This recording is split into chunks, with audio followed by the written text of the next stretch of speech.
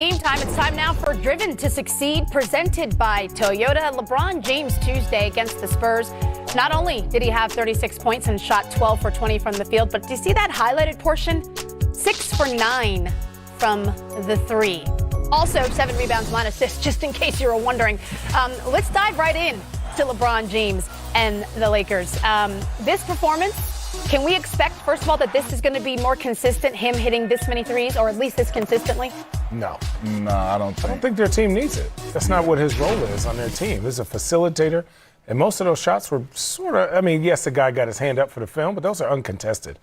LeBron is going to give you whatever you need, whether that's defense, scoring, passing, and that night, he was just open and got hot. And that's a problem, because if he gets hot, now you really can't guard him. Right. Yeah, I think that's just like one of those nights for a superstar player. Once he sees the ball go through, like you said, a couple uncontested, he knocks it down, and then you start to go into that little special play. So, that's going to happen. What's the name of your special I was going to say, did you see the little twinkle in his eye when he said that? You hit 8 to 9 threes before. I think I've hit 10 or 11 one time. See, well, you've hit multiple. I'm not counting. It was a lot, though. We both have hit multiple Moving threes on. before, We've had enough self-promotion here on this segment.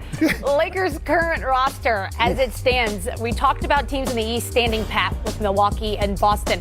The Lakers stood pat for now. Yeah. What do you guys think about the roster as it stands? Let's do that first. Strong? It's strong. I think any roster with LeBron and AD, they are automatically in contention. I don't care who else is around them. I stand on that. A healthy LeBron, healthy AD, they are in contention. Okay. I think for me, my biggest question mark would be at the guard spot. Those guys are very good, solid players.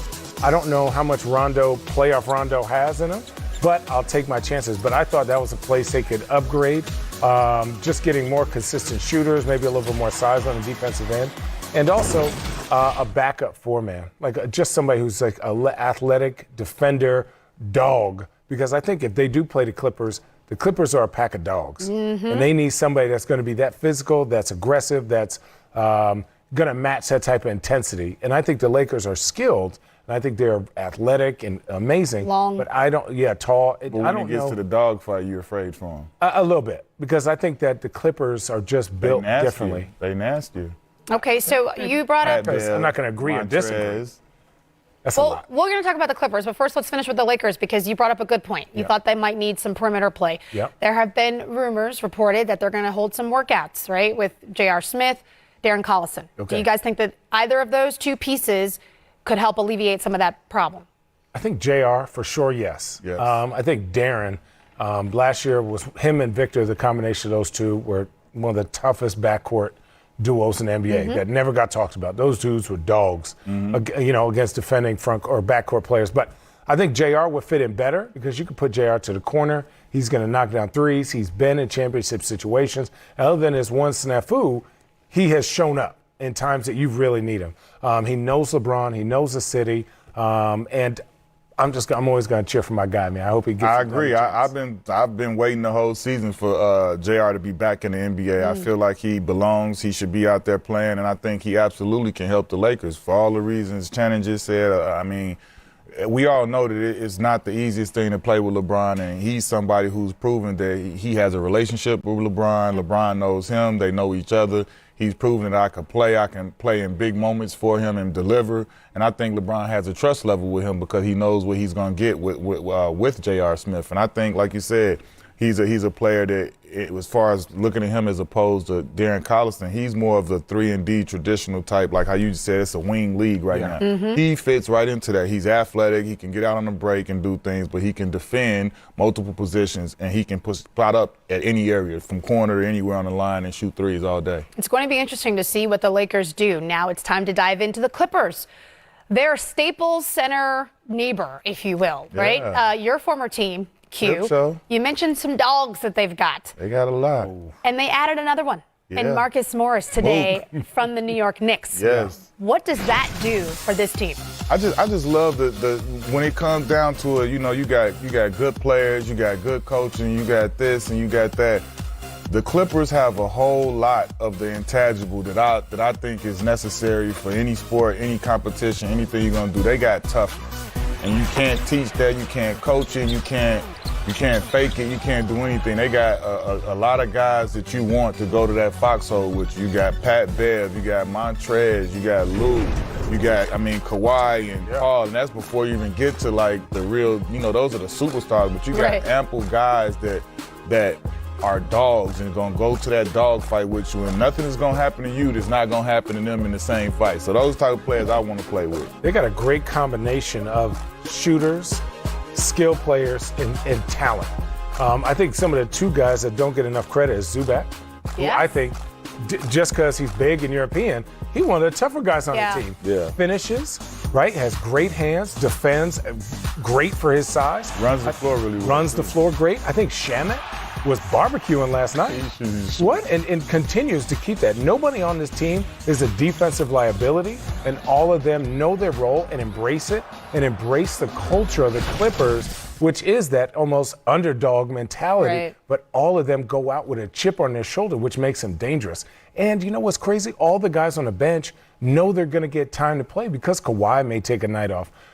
Paul George may take a night off. Who else may take a night off? So all their bench guys are starter in shape, and they're played against starter guys. So they have film to go back and say, hey, if we play the Lakers, this is how AD scored on you, or this is how you scored on AD, where a lot of teams don't have that for their bench. And then picking up Marcus allows them to do just that. Kawhi, you want to load manage, go ahead tonight. True. Paul George, you got a little tweak, take an extra game. We got a starter type player that can step right in for you and who is play multiple positions. who wants to play and welcomes those minutes. So I just love the way that team is constructed, and I think Doc Rivers is the perfect coach for him. Marcus Morris coming from the Knicks with a career high in points, so quite the insurance policy for the Clippers to back up their two superstars. Let's continue in the West with the Houston Rockets. Now, a lot has been said. Look at these Cheshire Cat grins. A lot has been said about the Houston Rockets and what they are doing now. They are taking small ball to an entirely new level. All their chips are moved to the center of the table. Can it work? Listen, they said, y'all want to do small ball? We're going to do super small ball. I think it'll work during the regular season just because of this. Nobody practices against five guards, right? You can't practice against James Harden shooting 40 times a game and Russell Westbrook shooting 40 times a game.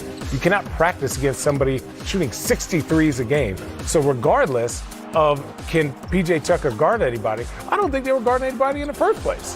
P.J. Tucker just has to get rebounds. They just got to get rebounds. You know the philosophy. We're going to score you. Yes, and the thing is, if you miss a couple shots, you know what's happening on the other end. You got to go guard James Harden on the barbecue table, right? And that's what makes them dangerous. But when you face teams like the Clippers and the Lakers, they're just going to post AD, post LeBron. That's going to be a problem. But if in D'Antoni's system, they'll give up twos all day because if they shoot 63s, they're going to make more threes than you make twos. Now, Q, I want you to elaborate on this because you played for Mike when you were with the Phoenix Suns, and he developed this entire system where you're mostly focused on offense. You're trying to outscore your opponent. Is this that strategy on steroids? I think what we're seeing right now, I think this is that strategy on steroids, but I think what we're seeing right now is Coach D'Antoni and Daryl Morey, this is basically their last hurrah. So I feel like Coach is saying that if I'm going to go out on my own way and by my own standards. And I think this is, like I've talked to him about this is what he wishes he would have did with our original Phoenix team. Right. He wishes he would have stuck with it and went small ball. But I must point out there were significant differences between our team and this team. And I feel like our team would have been able to work if we had 1, 2, 3 shots at it. But this team isn't the same. When you look at a P.J. Tucker, he's nowhere near an Amari Stoudemire. Right. Correct. When you look at Daniel House, he's nowhere near a Sean Marion. Right. Correct. You know what I'm saying? Like Russell Westbrook is a superstar in his own right, but he's not the type of player that Steve Nash was in distributing that ball. And then when you look at myself and Joe, we were the perfect people to just space the floor and play in that way. So that team is a lot different. And in this league, I think it's okay if you want to win some games and play fast and look good, but I know for a fact when this team gets in the playoffs, they can't do anything. But what the about Clippers the old or Golden State teams when they played five with Monte Ellis and Steven Jackson and that team? Those teams had success. But they played defense. Yeah, Golden State, their defense was and they said the overlooked. name, and that's the only other excuse I got. You had dogs in there. You had some real dogs, Got too. a couple dogs on Houston. They do. Well, we'll see. It's an experiment that we will all be witnessing as the season continues to unfold. Cleveland rocks, right, Channing? Yes. I love Cleveland fans. Yeah.